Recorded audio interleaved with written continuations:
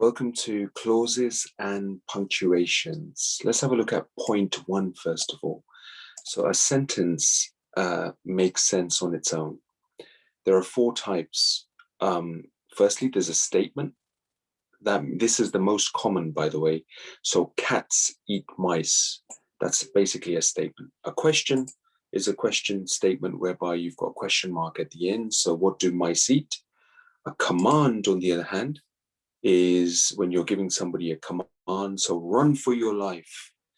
And an exclamation is where you actually make say a word or a statement, but at the same time you're making a very harsh point with an exclamation mark at the end, such as rubbish with an exclamation mark at the end. So point number two, most sentences except exclamations contain a subject.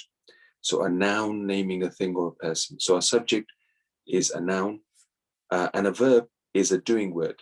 So for example, here, in a typical sentence example, the bomb, which is going to be the subject because the subject is a noun, and a noun is anything, name, place, or animal or thing. Dropped, this is a verb. Stan, again, is a subject because it's a person. Ran is a verb. So the bomb dropped, Stan ran, which is a bizarre kind of statement, but we're just showing you the examples, what a subject is and what a verb is. Point number three, many sentences include an object, the thing to which something is done. So in this case, the bomb dropped on Stan. So the bomb being the subject, drop being the verb, and Stan again being the object in this case.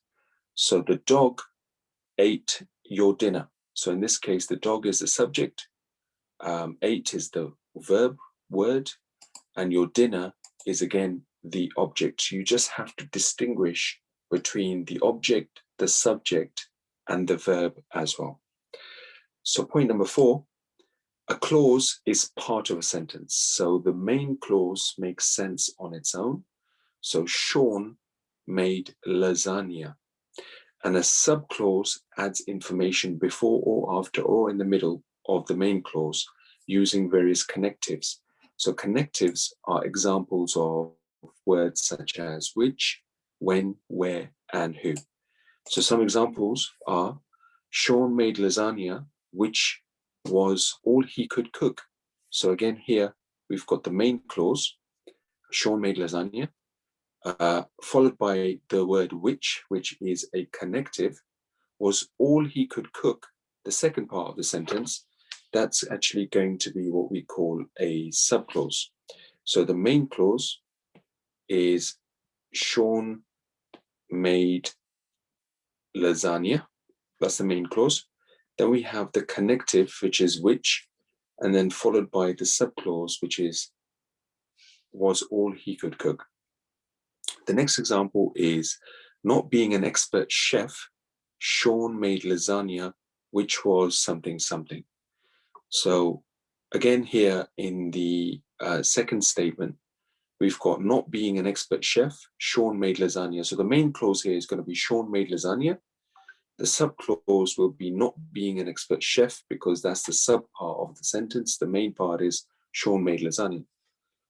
And our third example, Sean, who was an expert chef, made lasagna. So again, the main clause is Sean made lasagna, and was not an expert chef is what we call a subclause.